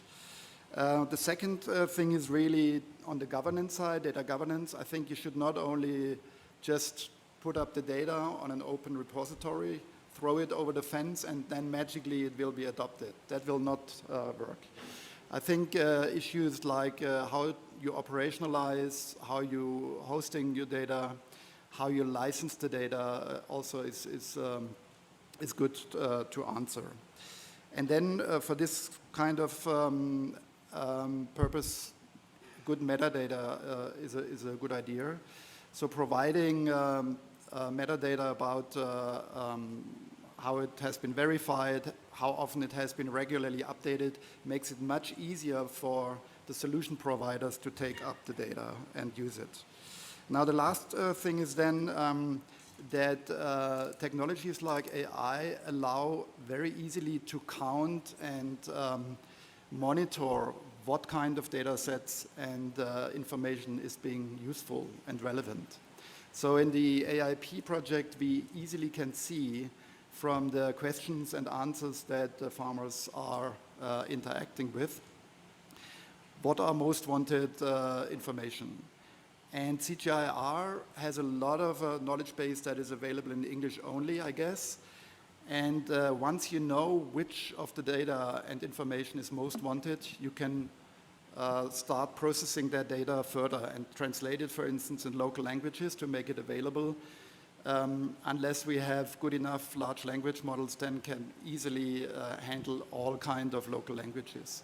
But that's where exactly initiatives like the Agri-LLM based on Falcon from UAE can play a role, and where I can see a lot of synergies with the CGIAR Digital Accelerator. Great, that was very, very useful. Thank you, Christian. So what I heard you say is, you know, being able to fairly agilely put together, not just focus on the data here and the uses there, but to be able to show the value propositions and the uses and the use cases behind that, hopefully demand-driven or as much as possible, is pretty key to something, you know, something that we should really focus on in the accelerator. What I also heard you say is the need for integration of both the data and the innovations. So I think that's a related point as well. And the importance of pointing to the importance of being able to leverage unstructured data. We focus a lot as scientists on tabular, very structured data, but increasingly there are efforts to gather a lot of unstructured data, citizen science-based approaches and others, for instance, to bring that together. Social media could be also an important way of doing this. Using publications much more than perhaps we have been, you know, rather than just the data. So all of these things strike me as, and the importance of LLMs in being able to enable all this. I think that's really helpful to hear about. I think we still have, do we have a couple of questions, a couple of minutes? Let me ask you, any of you, to answer a more general question about your vision of success for this accelerator. If you could comment on that, that would be good. And in the meantime, we're going to flash up on the Menti the same question for the audience. If we don't get to it, you know, if we run out of time, we'll at least have your feedback, and that would help us, I think, going forward. So I put poor Karen on the spot with the last-minute request for this, but she's very ably, I think, able to do it. So even if she isn't, please think about that and let us know, you know, one way or the other, what your thoughts are on it. But in the meantime, I'll go back to our panel. I don't know if any of you want to take a stab at that. What would your vision of success for us perhaps look like? What are some key indicators? Chris. Thank you. I think the organizing principle should be vision, that there should be some thinking pulling us above the reality, the weeds that we're in with fractured data. How are we going to get the data? How are we going to combine them? These are all challenges that must be solved. You know, no data, no AI, right? So clearly, but the accelerator needs to be guided by a vision. What are the big game-changing products that could be developed, that could add maximum value to this space, and then be rippled down and translated down to the actual end users, the smallholder farmers and the researchers on the ground.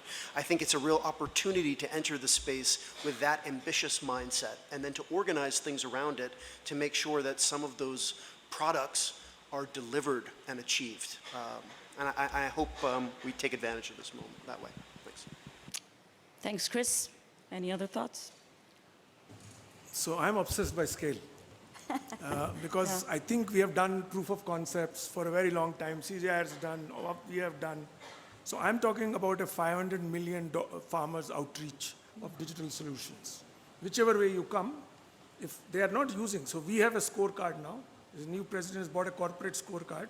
We put in number of farmers, 100 million farmers using digitally enabled services, data-enabled services, because we are first looking at using. I think the impact will come later. And so we can't hold ourselves to impact. So I would put some number and really be driven by a larger number rather than again look at, just to take advantage that you've given me a second round, we are bringing out an AI white paper on agriculture and food. In agriculture food, we have collected 76 use cases. 18 of them have been contributed by CG institutions, including ERI, ICRAF, all. They have already AI is being used by CG system in many locations, but it's not available together. So we will offer a kind of a knowledge product, and we will invite a lot of people like you to come and participate in that so that we can build a global community of practice on AI. And that is what we would like to grow this community to a bigger community there, along with everyone else there. Thank you. Fantastic. Thank you. Chris? Yeah, I share Parmir's obsession about scale. Now, how do you measure scale at digital solutions? That's typically how many users are registered, right? Now, there's one shocking number that we should be all aware of. Recent studies from 60 Decibels and meta-analysis from Gates Foundation found out that out of the millions of smallholder farmers, only 2% has been reached and meaningfully use digital solutions, digital farmer services. 2%, right? That's a shocking number. I think we invested decades of efforts, and we just reached 2% with meaningful usage. What is meaningful usage? It's basically the repetitive usage, so you're not just registered, you use it repetitively, and you have a perceived benefit. If you use a digital advisory service, you also have to adopt the practices to then change behavior, and then finally we have the impact on profitability and productivity. Now that is the vision of success, I guess, we need to aim for. Now, how do we increase the meaningful usage? More than 1,300 low and middle income country digital solutions are out there. And most of them are in the advisory space, but also market linkages, financial services and the like. I think most important is we need to lower the entry barrier for low literate and low digitally skilled end users. If we want to reach farmers, we need to provide conversational interfaces. We need to provide local languages to deal with. We need to provide different channels that farmers can take their preference. And then also we need to be aware of the segments of smallholder farmers. There is no one-size-fits-all smallholder farmer. We have high value chain, we have low value chains, we have women farmers, we have men farmers, we have young farmers, we have elderly farmers. So really be aware of your target group and design and have an intentional product and service design is key.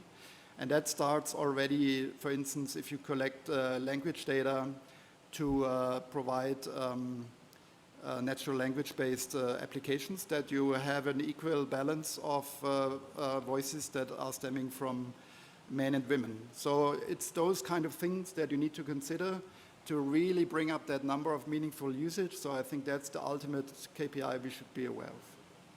Great, thank you. So just to wrap up really quickly, we heard from Chris advising us to use a more product-oriented focus, tangible products. We heard from Parmesh with a sort of a aim high in terms of the scale and the reach of what we're doing. And we heard from Christian on sort of the, focusing on behavioral change, not just numbers of how many users, but, trying to get at a measure of behavioral change and a sort of a much more recognition that it's not one size fits all for farmers. I think that also harks back to the earlier panel's points, many of the people made. But with this, I think we have to close. There have been a number of thoughts from the audience coming through. Please continue to include that because, as I say, that'll be helpful to us. Thank you so much, Chris, Parmesh, Christian. Great pleasure to have you here. Thank you for your very insightful comments here. Appreciate it. Thank you also, Meda, for this very engaging and moderation.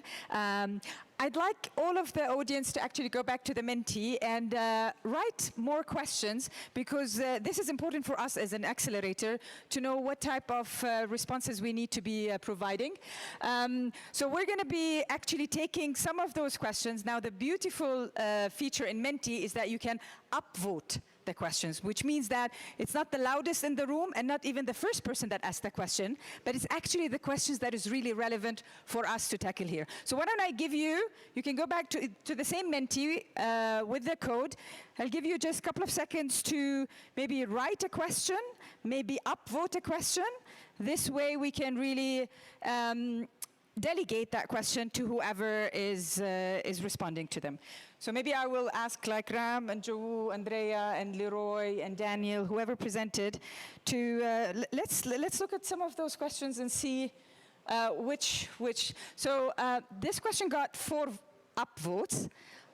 CGIAR Gene Bank holds the globally largest resource of agro-biodiversity. How can the accelerator help identify the most promising germplasm to accelerate the development of the climate-ready crop varieties? Yeah, Joe, would you like to take that? Sure, yeah, thanks for the question. Actually, this question also came up on Monday when we had a gene bank session. And yeah, in fact, our accelerator has been engaging with gene bank since last year. We look at how gene bank operation is currently undertaken, and we found opportunities to accelerate how gene bank staff kind of communicate with whoever requests the seed in local gene bank and local breeding programs. So we are developing a proof of concept chatbot to make about taking 3 months or 300 emails going back and forth to identify one potential seed into just one chat, AI chatbot session. So we'll be trying to make identify opportunities to accelerate anything that are currently taking too long time and too much effort, and see how we can do that. But more fundamentally, we are also looking at what are the opportunities of making shared workspace on shared bioinformatics space across CGIAR.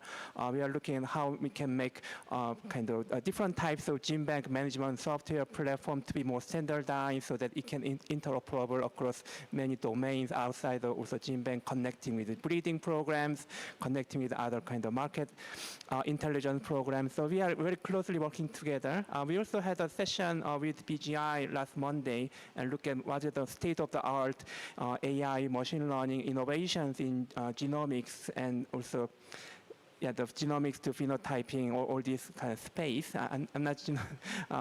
I'm not really fully aware of all these details, but yeah, we are trying to identify where the opportunities in outside of CGIAR, trying to bring such innovations and different technologies so that we can accelerate the gene bank innovations. Okay. Yeah. I'm just going back to some of the top-rated questions. I think this is now the 8th. Oh, wow. Right. So Yeah, so AI Hub is not just for DTA. We are setting the hub for CGIAR and partners.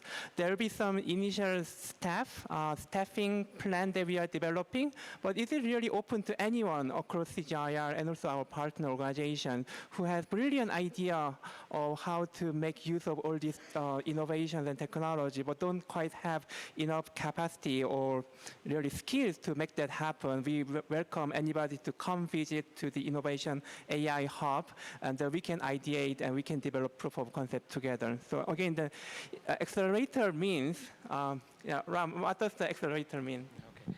So any student of physics here? So the formula for accelerator is dv by dt, right? So accelerator is meant to sort of accelerate your velocity. Yeah. Yeah. So it's a, yeah, accelerator means dv over dt. So there is a velocity speed, also there's a time dimension. So what really we are trying to do is, you can do this probably without AI Hub. You can probably figure it out with your partner.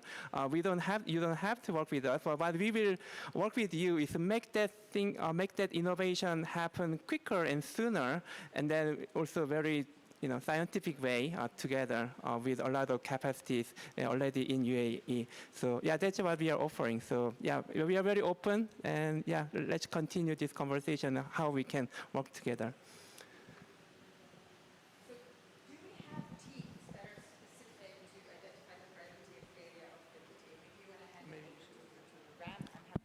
Okay.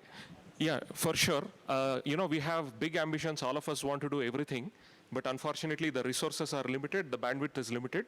So the CGIAR has a well-defined methodology for prioritization. So we will prioritize. We have a methodology, and of course, we do have teams to prioritize. And our North Star guiding our prioritization philosophy is the impact that we can create, right? And in the number of farmers we'll be able to sort of impact through our intervention. So that's going to be our guiding philosophy for prioritizing what we are going to take up as part of this accelerator. Okay, there are more questions, but I think in the interest of time, we need to move on. What's next on, Lena? I think we have very little time, so let's okay. go back to the presentation and then have the next Okay. So may I now request Anthony Whitbread for a quick fireside chat?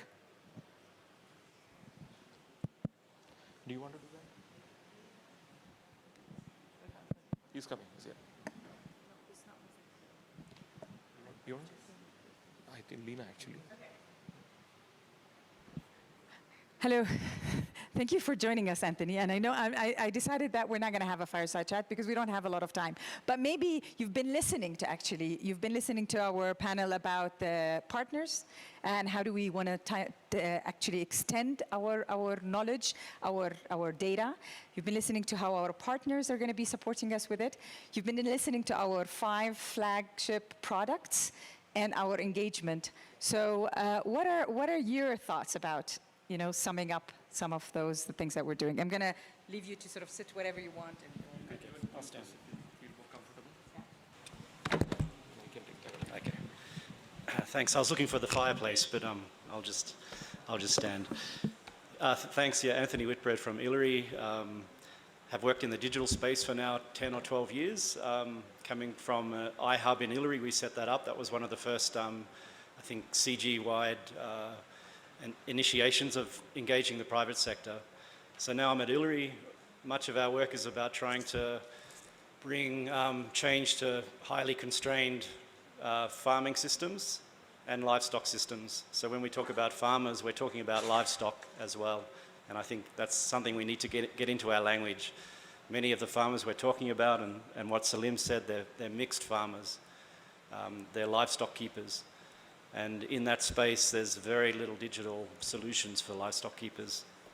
But I just wanted to say a few things about digital. To me, it's bringing solutions to an intractable set of issues that we have. It's overcoming much of the complexity that we tried to deal with without digital solutions, without these big data solutions, without now AI. And that's a really exciting thing. What do I mean by intractable? Many of the resource-poor farmers, livestock communities have intractable issues. They're often sub-economic units. They're facing often extreme events in terms of climate. They have market failure, and they're disconnected often to input services or advisory services. So digital to me is really helping us overcome many of these issues. Perhaps one of the most important ones would be about aggregation. We heard about 50% of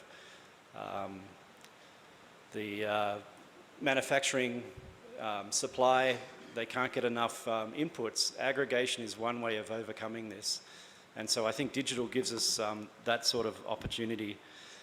The second thing about what we've heard today is a lot about user design. We need to understand who our users are. They're not just the smallholder farmer, and often they're actually not the smallholder farmer. They're going to be the interface between the smallholder farmer and the market for inputs, for services, for sales, for markets.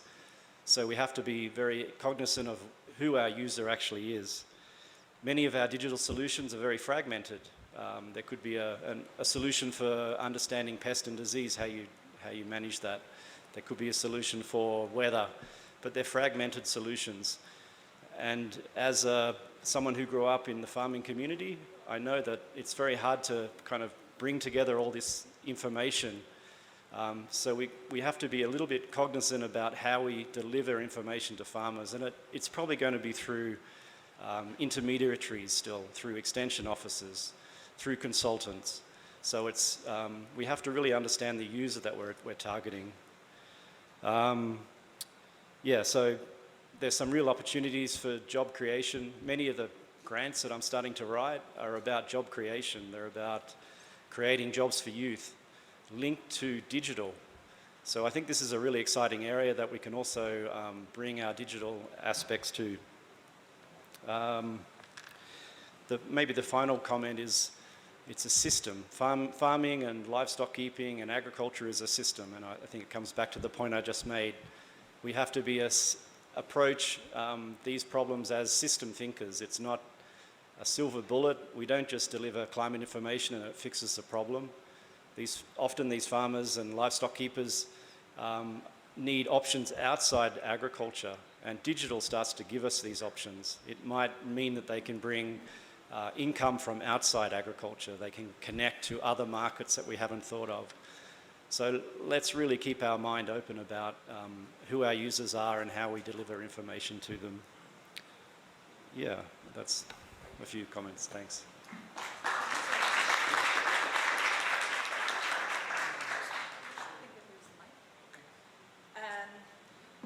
From system thinking to actually going back to the CGIAR as a system organization, I'd like to invite Micheline Ayoub, the Chief of Staff for Ismahan, to actually just deliver the final words. And for all of us in the audience, after asking the questions, now you are actually asked to go to what is your aha moment. So you can do that while listening to Micheline. Thanks a lot, Micheline. So you mean that what I'm going to say is going to bring the aha moment? I was like, whatever you're saying, it has to be top the aha moments of the rest. Good morning, everyone. I'm very happy to see the room very, very full. Somehow expected, but I did not expect that many people to speak in front of. So thank you for the organizers, and I hope you had a very good, I'm sure you had a very good session. So as we conclude this very important discussion, I want to take a moment to express my thanks to all of you for being here, the speakers, the panelists, the participants, for your time and your commitment to digital transformation. I am sure that the depth of the discussions you had today have underscored the challenges and the immense opportunities, as I think there are opportunities in digital and data, that digital innovation presents for transforming food, land, and water systems, particularly in the Global South. The innovative approaches discussed today should reaffirm the power of digital transformation to foster resilience, inclusivity, and equity, ensuring that smallholder farmers, among all, policymakers as well as researchers alike, benefit from cutting-edge technological advancements. Achieving true digital transformation requires a collective effort. Governments, research institutions like ours, private sector partners, I see some, or maybe he has left, and local communities must work together to design and implement inclusive solutions that are context-specific and scalable. Today's session, I'm sure, highlighted the potential of AI and big data analytics in shaping evidence-based policies and investments. I'm sorry I wasn't here to listen to all of it, but I'm sure it happened. By leveraging these technologies, we can improve agricultural productivity, enhance climate resilience, and support sustainable land and water management. I've seen it happen in other countries. I hope also we can make it happen in the South and in wherever we work as CG. However, for this transformation to be truly impactful, digital solutions must be accessible, ethical, and people-centered, ensuring that no one is left behind. I say that it has to be sustainable environmentally as well as socially, in my own words. As we move forward, the CGIAR Digital Transformation Accelerator will continue to be a hub for innovation, collaboration, and action.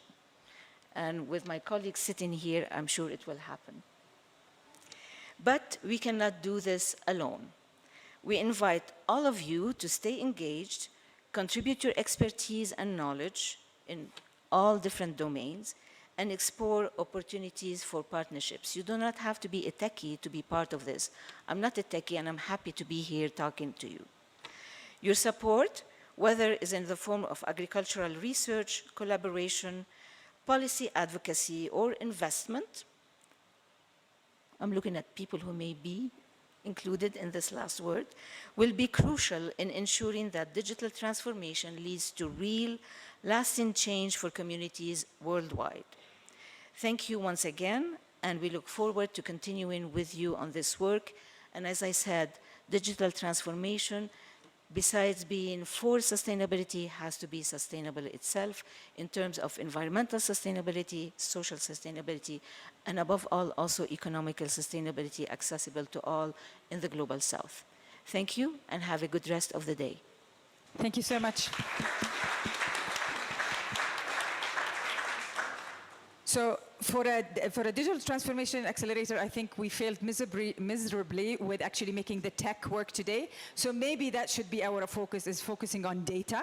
And that's when I opened the last aha moment. I know that we don't have time, but like really tell us what is the thing that stuck most of you, because this is, after asking your question, this is how we want to be more service oriented. Thanks a lot, and have a good rest of the day.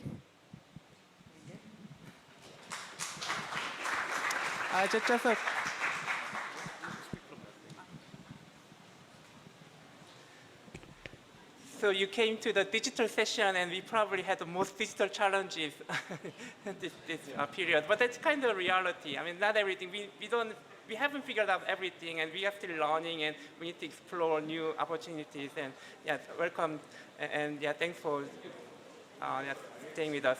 So in 30 minutes, 10:30, there will be another side event in this room on AI innovation. So please stay around, and please join us for the next exciting session. Thank you.